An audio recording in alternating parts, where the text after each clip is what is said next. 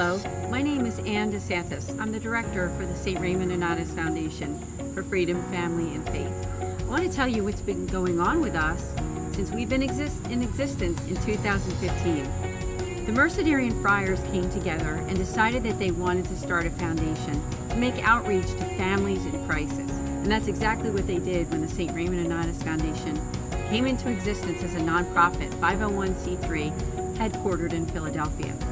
Since that time, I became the director in the beginning of 2018, and we basically have four facets to what we do.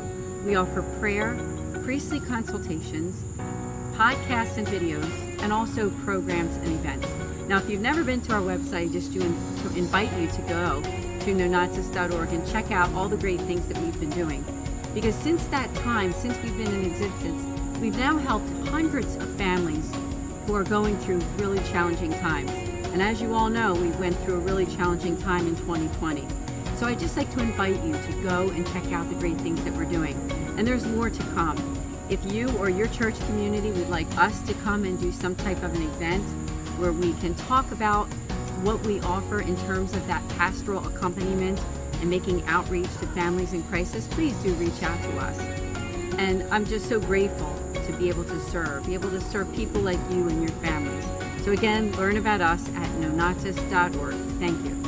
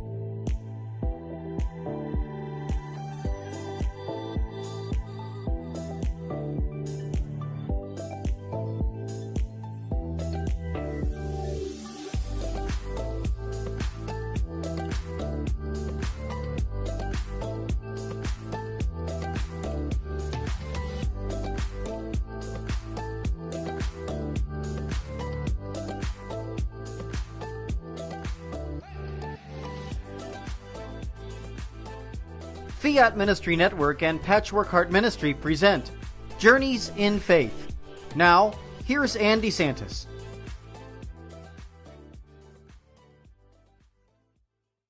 Hi, welcome to Journeys in Faith here on this Friday evening. This is DeSantis, your host.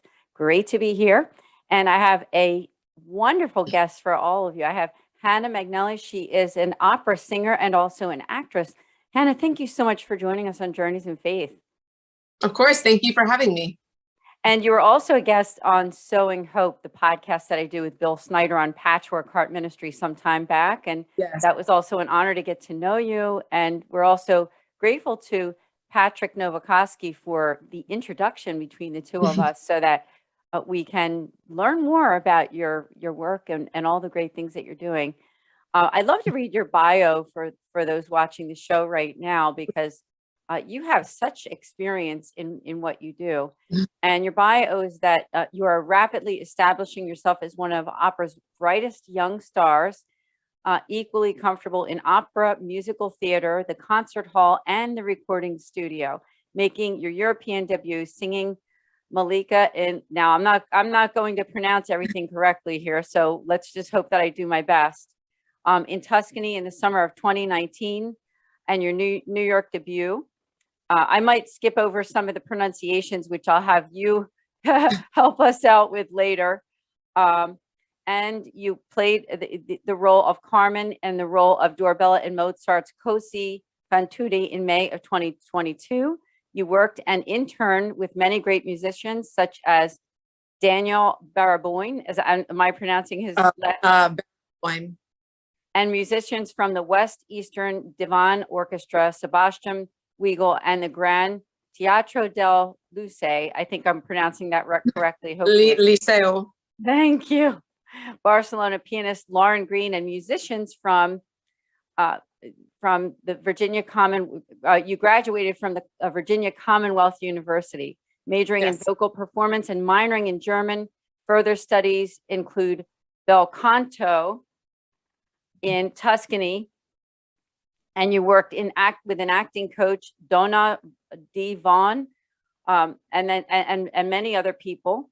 And you also continued your studies with tenor James Taylor and Giovanni Rigioli, vocal coach and conductor of the Washington National Opera.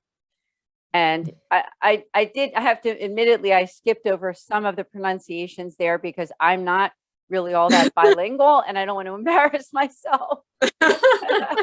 But let's just say this: you worked with some wonderful people in your work as an opera singer, and again, so proud of what you're doing. And let's start out with your faith journey, because I know on our podcast you shared a little bit about that and how you developed this faith that has so much to do with the talent that you have as well. So when I was younger, we began going about 11 years old to the Latin Mass. And I grew up in a devout Catholic family. And my mother especially made sure that I'm one of four, that all of us grew up with a good foundation, which I believe is important to have before the kids leave the house for college, for work. They move out because, there's a lot of influence in the world. It's a secular world, and it's good to have that foundation to maintain yourself as a practicing Catholic or whatever religion you are, if your parents give you that foundation before you leave. And for me, I have, you have trial and errors. All of us make mistakes, and we're human, but when you have that foundation, which luckily I had and my siblings as well, it is easier to fight the secular world and a lot of the sinful things that come at you. And the music industry, and of course the film as well, there's a lot that goes on that is very secular. And so I feel like that foundation of my faith has helped me to be able to maintain a good foundation with what I do, even though that there is a lot of negative or sinful influence and things thrown at you in this particular career. And you have to be strong, spiritually strong. And of course you ask for help, the help of the saints, you pray the rosary to just kind of keep you grounded so that you can do what you love. You can do what God, use the gifts that God has given you and share that with the world, what makes you happy, what's in your heart to accomplish, what gives you that joy, but not lose your soul in the process.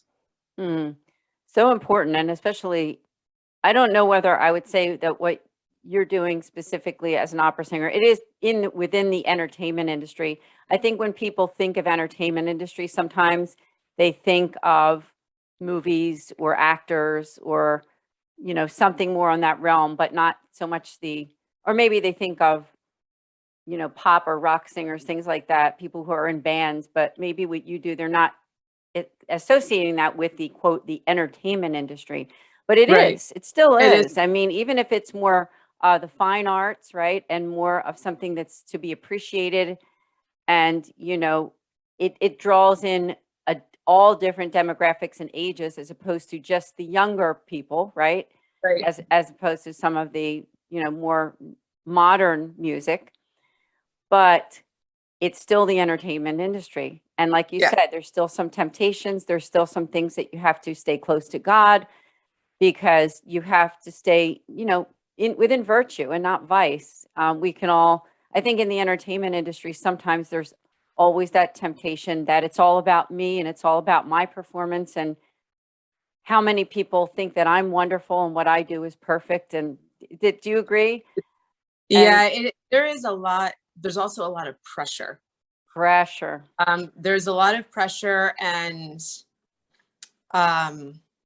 people expect you to be a certain way. And if they have expectations of you, or you've established yourself as this or that, people expect you to do it really well or perfectly. And there's that pressure, especially now with social media, et cetera, that, I mean, people focus on the smallest little thing.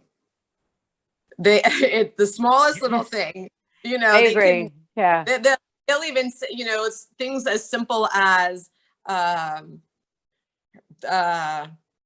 this person needs to fix their eyebrows. I was just going to say outer appearance. Yep.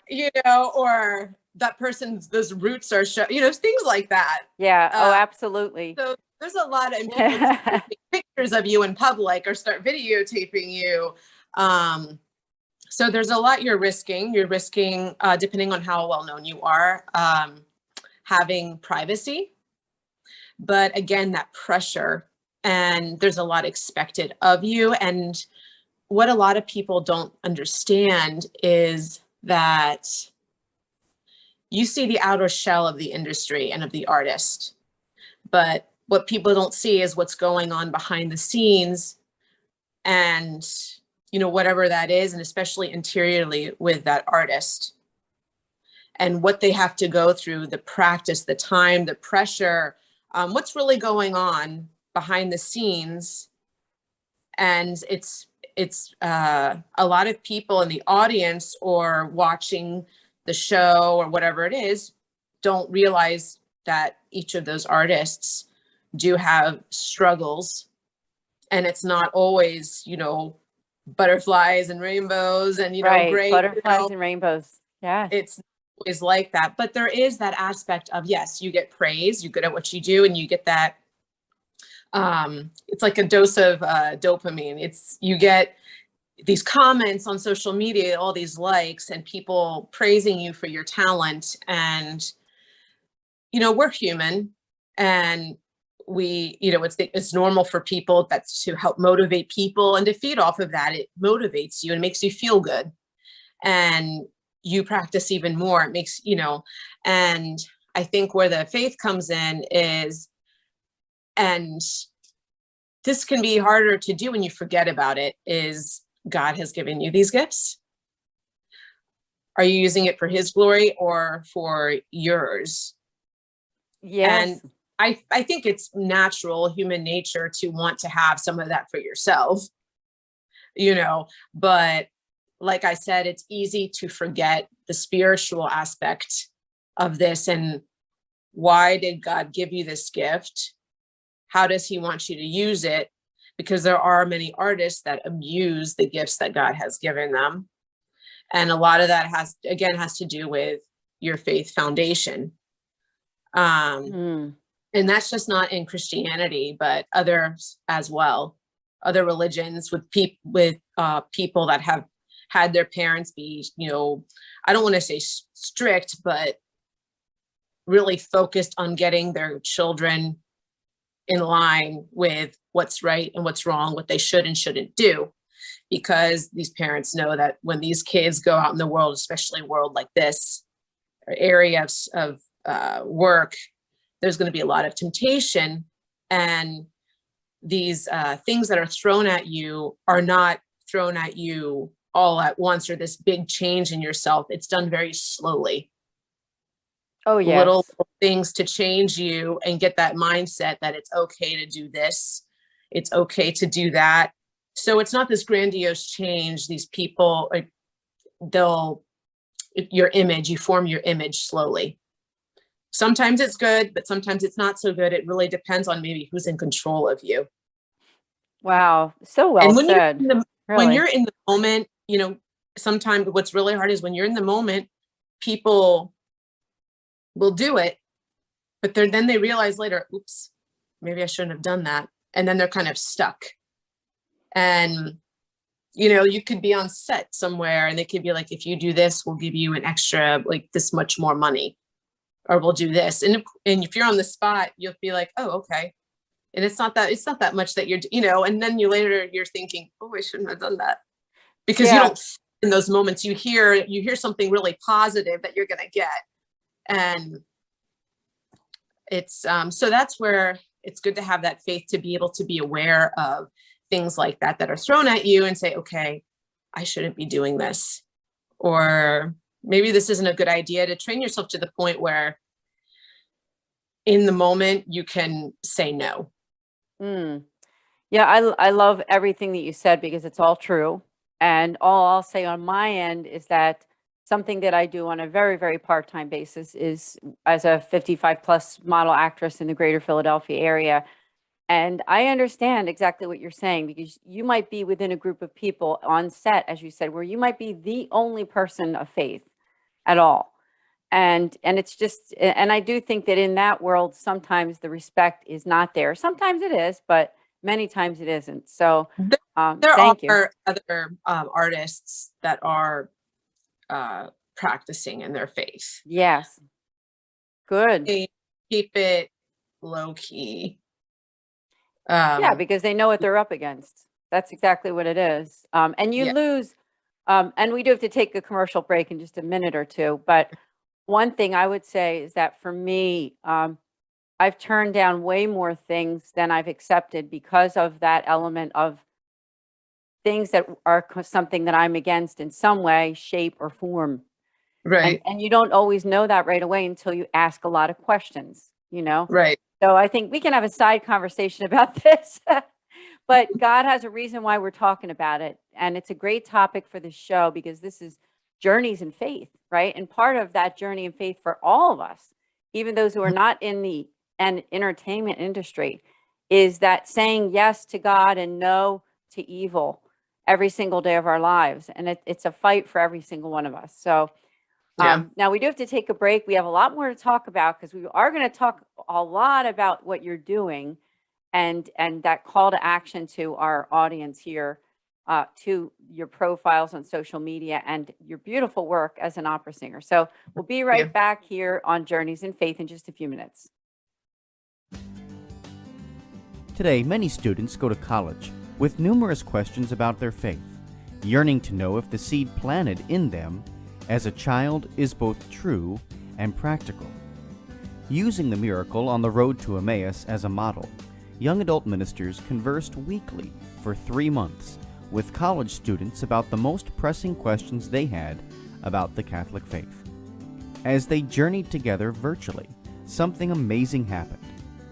Doubts disappeared, fears faded, and Jesus revealed that He is still alive. Hearts Burning Within Us, the latest book from Patchwork Heart Ministry, is a result of that grace-infused conversation. It is the perfect back-to-school gift for recent high school graduates and current college students. Get your copy for them today at patchworkheart.org or by calling 424-704-3278. That's 424-704-3278. To God and no to evil every single day of our lives. And it's a fight for every single one of us. So now we do have to take a break. We have a lot more to talk about, because we are going to talk a lot about what you're doing and that call to action to our audience here, to your profiles on social media and your beautiful work as an opera singer. So we'll be right back here on Journeys in Faith in just a few minutes. Today, many students go to college with numerous questions about their faith, yearning to know if the seed planted in them as a child is both true and practical. Using the miracle on the road to Emmaus as a model, young adult ministers conversed weekly for 3 months with college students about the most pressing questions they had about the Catholic faith. As they journeyed together virtually, something amazing happened. Doubts disappeared, fears faded, and Jesus revealed that He is still alive. Hearts Burning Within Us, the latest book from Patchwork Heart Ministry, is a result of that grace-infused conversation. It is the perfect back-to-school gift for recent high school graduates and current college students. Get your copy for them today at patchworkheart.org or by calling 424 424-704-3278. That's 424-704-3278. Welcome back to Journeys in Faith. Thank you so much for joining us on this Friday evening with Hannah Magnelli. She is an opera singer and also an actress. And during the first half of the program, we talked a lot about the entertainment industry and also what it's like for her as an accomplished opera singer and being a person of faith and practicing her faith, and also with some of the struggles that she can go through, or any of us can go through in our daily lives with trying to be virtuous. So that was a good conversation. I want to just say, let's talk more later on. Maybe we can have a part 2 where we expand on some of those topics that we just discussed. I'd like to talk about Cinema Paradiso. That is your latest piece. Yes. So tell us all about that. Well, this particular piece is it's not an opera aria. It's classical crossovers. So more of your Josh Groban, Andrea Bocelli, it's a mixture of pop and classical. So that's more of the crossover. And the reason why I chose this piece as my first single is because it just has a special place in my heart. I've recorded it before in the past, right outside of college. And it's just such a beautiful piece and from a beautiful movie. And it's the crossover caters more to the masses, more people like this, like your Bocellis, the Sarah Brightmans, the Josh Grobans, than full-blown opera. Because my voice, you listen to Cinema Paradiso that I did, it's more of it's a lighter version of my voice. I add more straight tone and it's not as heavy, but that's because that's the style of the piece. If I wanted to sing it operatically, like I'm singing an opera, it would have been fuller and a little different, more with the classic technique. But this piece, not only is it beautiful and I love singing it, but it's a good start for public establishment because not everybody likes opera, strict opera per se. But these pieces like Cinema Paradiso, Nella Fantasia, Time to Say Goodbye, Caruso, people like that. Yeah, it's a good point. I think you're right.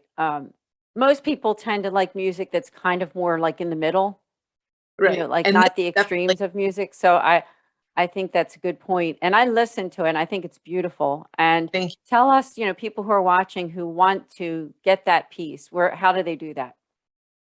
If you want to get to this piece, it's available now on music platforms, Amazon, Spotify. Spotify streams are great. iTunes, Napster. So you can, on all these different music platforms, you can listen to it. So it is available. Awesome. Now let's talk about, and I really want to talk a lot about this because people need to connect with you and learn more about what you're doing, because you are an extremely talented person in terms of your musical abilities and your acting too. Tell us where they can find you on all those social media platforms. I do have, of course, my website is hannahmagnelli.com. And my Instagram is, I do a lot of, my promotions and updates and what's going on my music and acting journey. So that's a good, on Instagram, that's a good place. If you want to follow me, it's Hannah_Magnelli. And there you can, it's a good place to follow me, this whole journey of mine. And then on Facebook, there's Hannah Magnelli Mezzo Soprano. So those are the two, probably the biggest platforms to be updated on what I'm doing. And then of course I have a YouTube channel that you can subscribe to. When I post a new video, whether that's opera or crossover, you'll get updated on when that is being published. Now tell us also your schedule. Right now we're taping this in February of 2022. Is there anything coming this year, like say places that you're visiting in the United States where people can get tickets and go to some of your performances?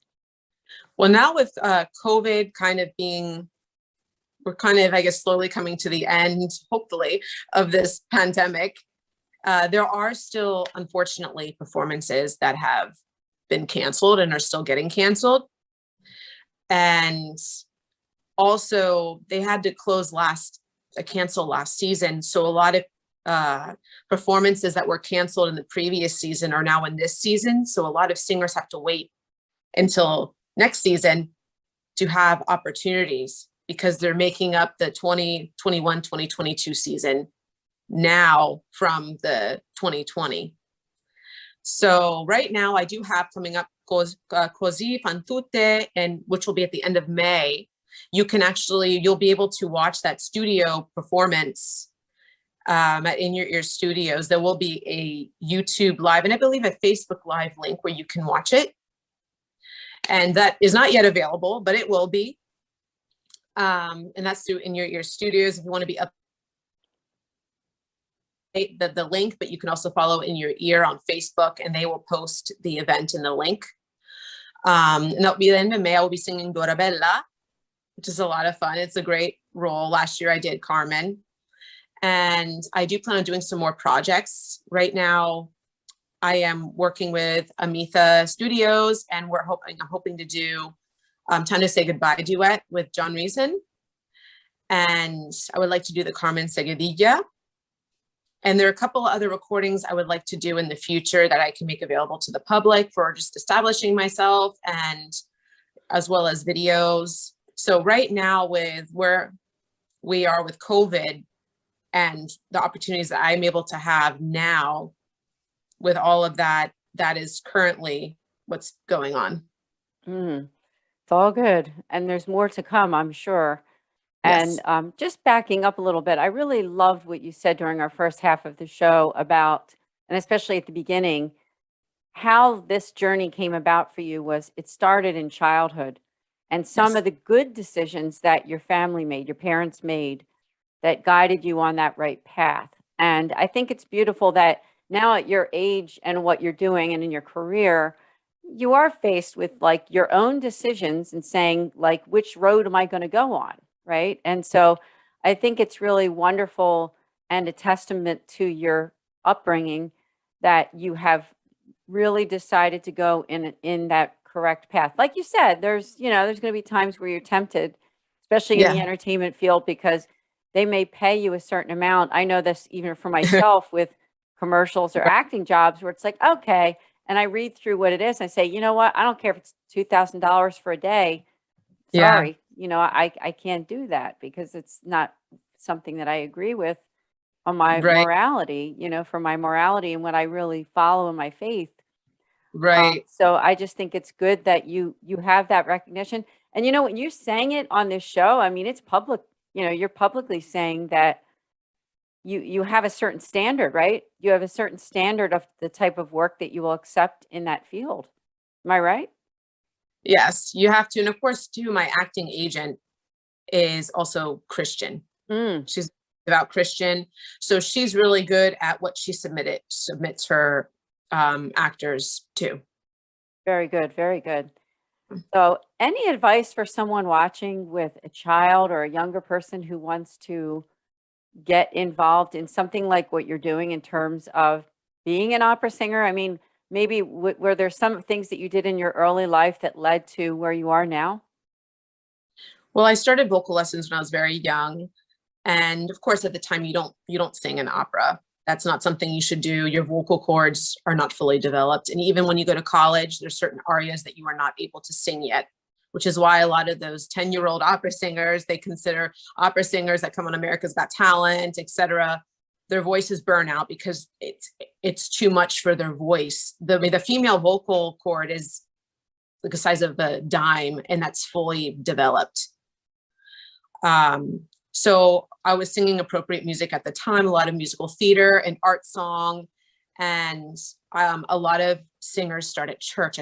I would sing with I started studying with the choir master of the church that at the time at around 12, 13 years old on more classical music, art song, liturgical music to kind of get that going. And then of course, high school, I went to Catholic school. So I started cantering at all the school masses and different events. And so church is a big area where a lot of singers and musicians start performing and getting that experience and exposure.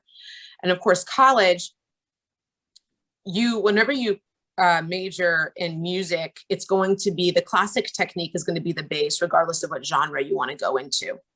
So when you go to college, you are going to be studying classical technique, because that's the base. Even if you want to do country music or pop or musical theater, you're going to learn that classic technique. And so for me, I had a classical voice. I loved classical crossover and opera. My mother exposed us to going to the symphony and to the opera when we were younger.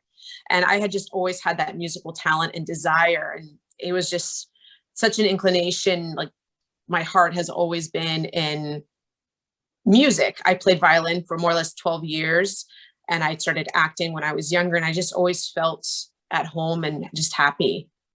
And it just it took off from there. Beautiful, beautiful. And I think that's good, sound advice. My own brother is actually involved in music.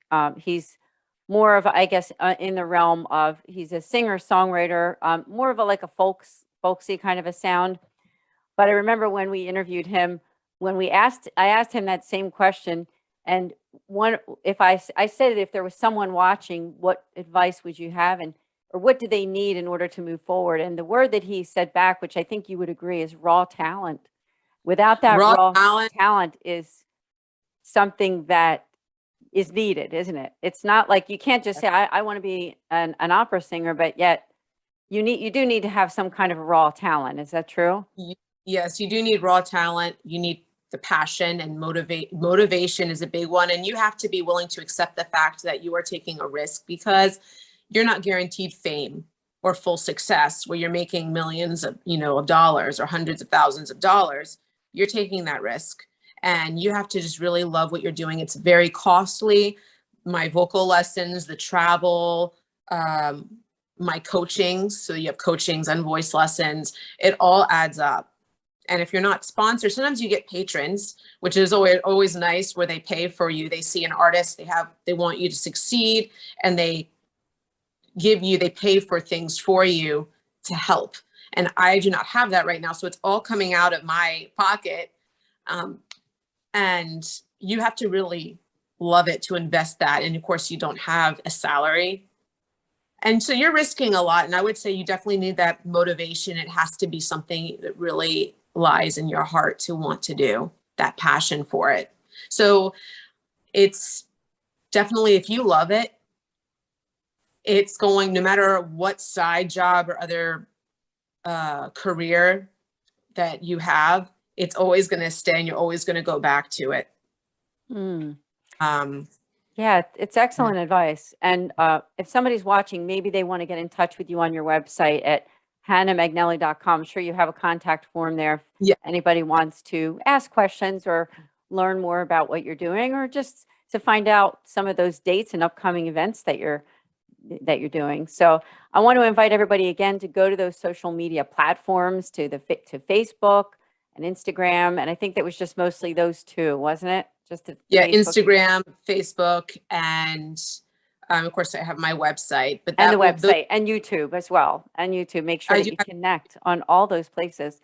Unfortunately, we are almost out of time. So did you have any final words before we end, Hannah? That's pretty much it. I appreciate people's prayers for my success. And again, I appreciate any follows, and, appreciate your support. It's really nice to engage with fans and your followers, and to see that they really enjoy what you're doing and that they support you. Amen. You're really an honor. I would love to have you back on again on Journeys in Faith. And I'd love that. It's just wonderful to get to know you through these podcasts and shows that we've been doing. So God bless you, Hannah. Thank you very much. And we'll see all of you here next week on Journeys in Faith with Ann DeSantis on Fiat Ministry Network. God bless.